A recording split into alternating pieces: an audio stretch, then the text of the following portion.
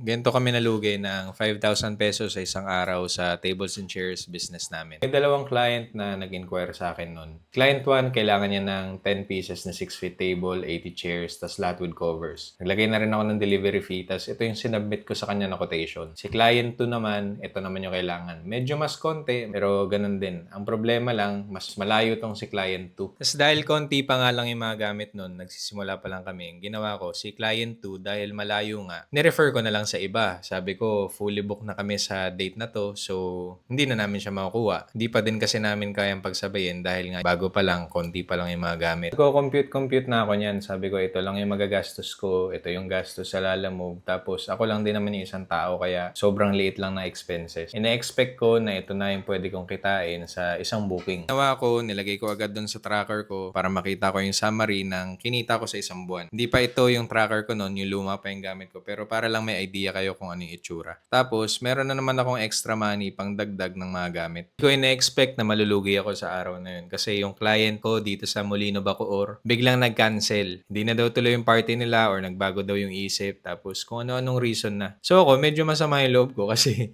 meron sanang isang client na ready nang mag-book sa akin. So yun, hindi naman ako nalugi talaga, hindi naman ako nawala ng gamit or hindi naman ako nanakawan, pero sayang yung ₱5,000 para sa isang araw. Ang mali ko lang, hindi ako naningil ng down payment. Kung kailangan mo ng madaling way para makagawa ng quotation, ma-manage yung schedule ng bookings mo, at matrack yung performance ng buong business nyo kada taon, message mo lang ako.